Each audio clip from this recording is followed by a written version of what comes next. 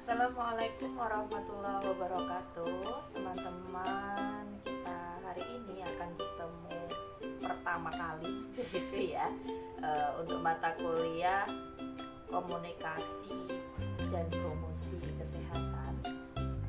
Untuk materi yang saya sampaikan hari ini adalah komunikasi sosial verbal dan nonverbal dalam interaksi sosial.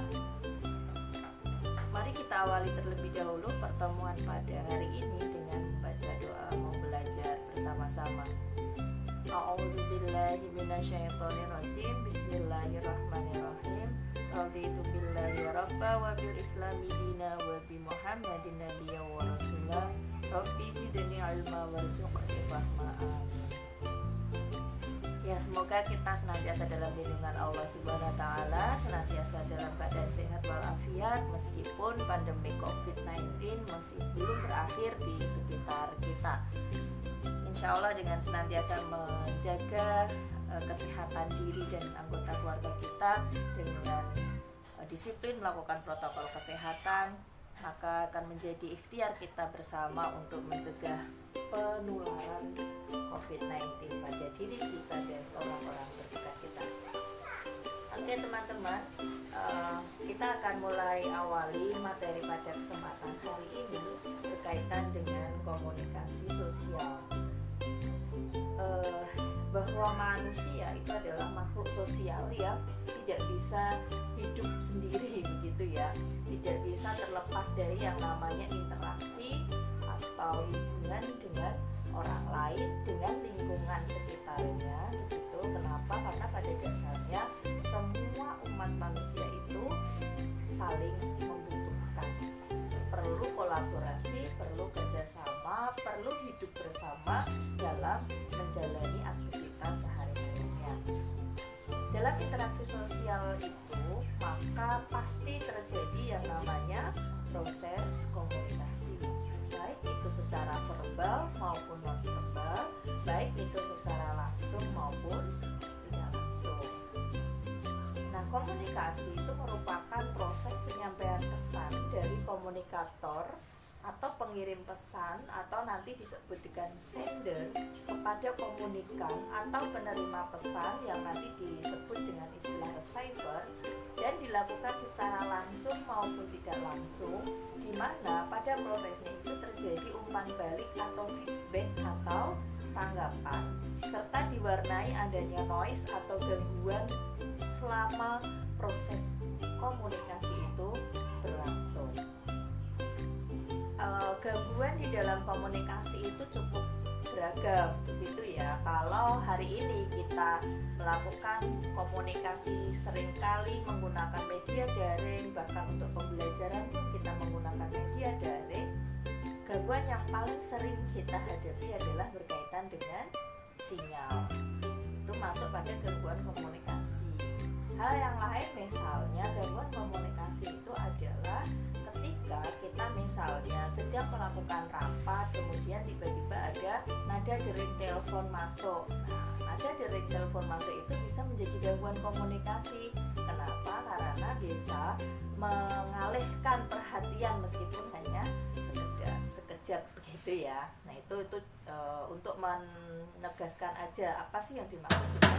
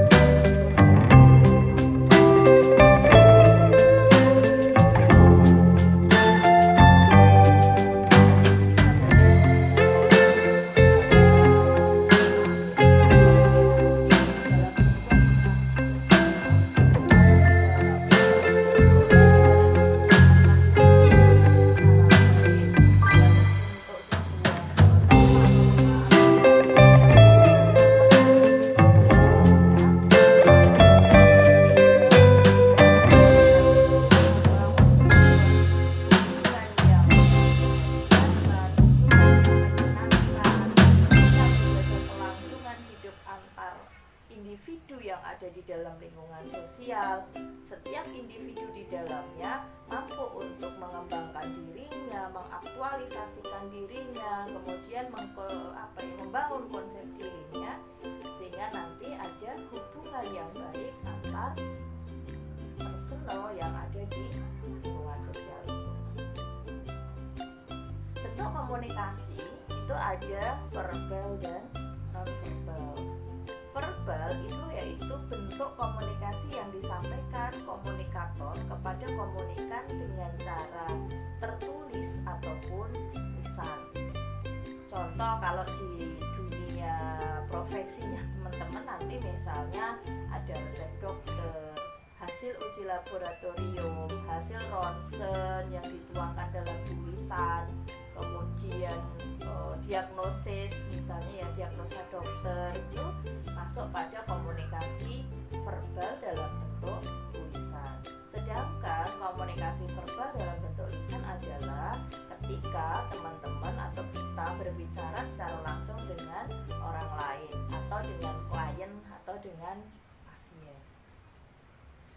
Sedangkan yang kedua adalah komunikasi nonverbal, yaitu bentuk komunikasi yang menggunakan gestur atau gerak tubuh atau mimik muka, mimik wajah, cara berpakaian, gitu, kedipan mata, sentuhan, kemudian juga mungkin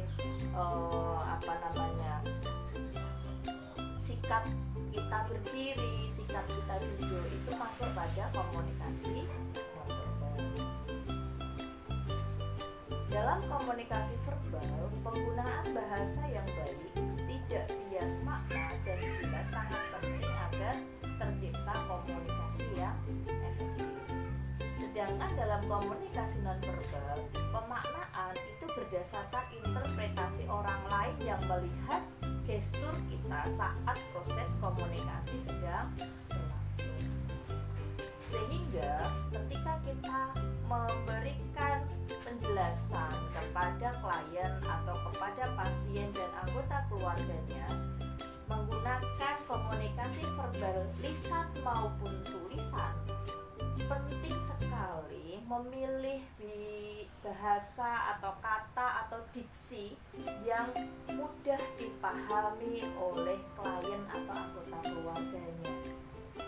Sangat tidak disarankan sebenarnya begitu ya, dari sisi komunikasi ketika kita menjelaskan kepada klien atau anggota keluarganya atau kepada pasiennya secara langsung itu menggunakan istilah-istilah medis yang hanya diketahui oleh tenaga medis itu. Tapi ini masih sering terjadi. Kenapa? Karena memang kebiasaan tenaga medis berkomunikasi di lingkungannya menggunakan istilah-istilah medis. Gitu. Misalnya postpartum.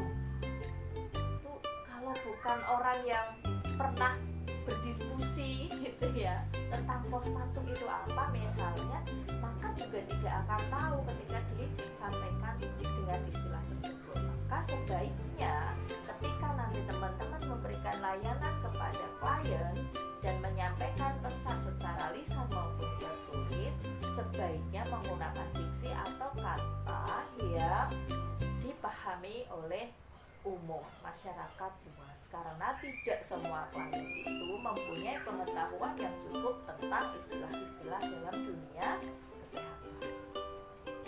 Nah, dalam komunikasi nonverbal ini kita memang kemudian harus memperhatikan benar gitu ya gestur atau bahasa tubuh kita, sebab setiap orang yang melihat gestur atau bahasa tubuh kita itu bisa memaknai berbeda-beda meskipun gerakan atau gestur yang kita tunjukkan adalah sama.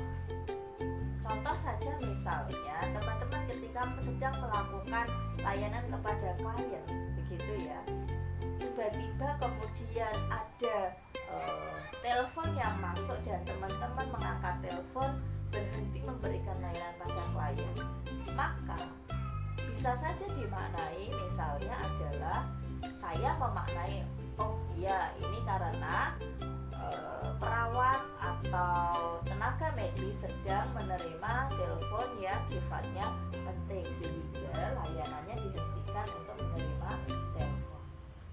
Tapi sangat mungkin pasien yang lain atau klien yang lain memandang bahwa tindakan yang kita lakukan itu tidak menghargai posisi klien yang sedang melakukan konsultasi.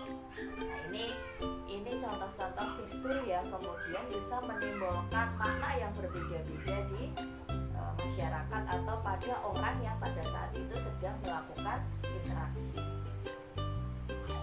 Nah, bagaimana kemudian komunikasi sosial sebagai tenaga kesehatan? Yang pertama, mengedepankan empati pada klien.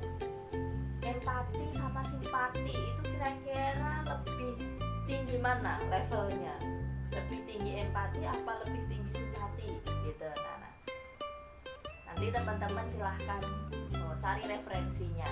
Apa sih empati? Apa itu simpati? Pada prinsipnya, ketika kita mempunyai empati kepada orang lain, kepada klien, maka kita itu merasakan sebagai bagian dari orang itu, gitu, sebagai seolah-olah menjadi orang itu atau keluarga itu, sehingga akan tumbuh rasa empati, rasa peduli, tetapi bukan rasa kasihan, gitu. Kemudian yang kedua, menggunakan istilah atau kata yang mudah dipahami oleh klien. Tadi sudah saya sampaikan, untuk menggunakan kata-kata biar itu secara umum dipahami oleh masyarakat luas. Untuk meminimalkan penggunaan istilah-istilah medis yang sangat sulit untuk dipahami oleh klien. Kalaupun menggunakan istilah medis, maka sarannya adalah kita sebagai tenaga kesehatan harus menjelaskan apa yang dimaksud dengan istilah medis tersebut. Kemudian yang ketiga, memberi kesempatan klien untuk bertanya. Yang keempat, memberikan penjelasan secara detail, mengutamakan etika dalam pembentukan konsep, aktualisasi, dan manfaat terhadap klien, menggunakan gestur tubuh yang ramah, menarik, dan penuh kekerabatan. Kadang gitu ya, hal sepele itu bisa membangun kekerabatan yang sangat baik antara kita sebagai tenaga kesehatan dengan klien kita. Misal saja ketika sedang berkomunikasi, sedang berinteraksi dengan klien, kemudian senyum atau menyentuh bagian tubuhnya dengan meraba secara ikhlas gitu ya, dalam tanda kutip, bukan meraba sesuatu yang negatif gitu ya, tapi menyentuh saja gitu, sebagai salah satu bentuk kepedulian, perhatian kita kepada klien. Itu kadang gitu ya membuat klien itu merasa diperhatikan, merasa dekat dengan tenaga medis yang pada saat itu memberikan layanan pada klien. Bagaimana saat tenaga kesehatan sedang ada masalah gitu? Apakah mungkin gitu seorang tenaga medis itu hidup tanpa masalah? Enggak ya. Pasti setiap orang yang masih punya kesempatan untuk menikmati indahnya dunia ini pasti punya masalah. Profesi apapun pasti punya masalah. Lalu bagaimana gitu? Udah sedang ada masalah gitu, tapi kita tetap harus memberikan layanan pada customer. Apakah kita harus cemberut atau bicara dengan nada tinggi pada klien, atau cuek gitu, seolah-olah nggak mau tahu gitu? Tentu tidak ya. Jadi pada saat menjalankan tugas, maka abaikan semua masalah personal, kedepankan profesionalitas agar komunikasi sosial tetap berjalan dengan baik. Kenapa? Karena kalau kita kemudian membawa masalah personal pada saat kita sedang menjalankan profesi kita, maka sangat mungkin nanti yang terbangun bukan komunikasi sosial yang baik, bukan kemudian komunikasi sosial yang dapat membangun konsep diri kita, aktualisasi diri kita yang baik di depan klien, tapi bisa sebaliknya, klien nilai kita adalah sosok yang gitu, misalnya pemarah, jutek gitu ya, kemudian nggak peduli. Kenapa? Hanya karena tadi ada saat punya masalah personal kita bawa pada profesi kita sedang bekerja. Jadi ini perlu banget gitu ya, walaupun nggak mudah, perlu banget untuk kita budayakan, membiasakan diri kita memilah antara masalah personal dengan profesionalitas dalam dunia kerja. Nah, perintah Allah dalam berkomunikasi itu di dalam Al-Quran sudah cukup banyak gitu ya, cukup banyak ayat di dalam Al-Quran yang memerintahkan bagaimana kita berkomunikasi kepada orang lain. Yang pertama misalnya ada di surat Quran, surat An-Nahl ayat 125, An-Nisa, Al-Isra, At-Toha, dan masih banyak lagi. Di dalam ayat-ayat Al-Quran itu biasanya nanti ada kata qaulan. Nah, qaulan itu perkataan. Nanti di belakang akan diikuti dengan istilah-istilah yang lain, misalnya ma'rufah, sadida, layina, balighun, karimah. Jadi nanti silahkan teman-teman membuka Al-Qur'annya bahwa ternyata Allah Subhanahu wa Ta'ala, Tuhan yang Maha Esa, itu telah mengajarkan kepada kita umat manusia di dunia ini untuk berkata yang baik, berkata yang benar, berkata dengan lemah lembut, berkata dengan bahasa yang mudah dimengerti, berkata dengan perkataan-perkataan yang mulia dan sebagainya. Ya teman-teman, ya saya rasa demikian. Mari kita lanjutkan diskusinya melalui forum e-learning, dan marilah kita tutup pertemuan ini dengan membaca doa setelah belajar bersama-sama. A'udzubillahi minasyaitonirrajim. Bismillahirrahmanirrahim. Allahumma arinal haqqa haqqan warzuqna ittiba'ahu wa arinal batila batila warzuqna ijtinabah. Billahi taufiq wal hidayah. Assalamualaikum warahmatullahi wabarakatuh.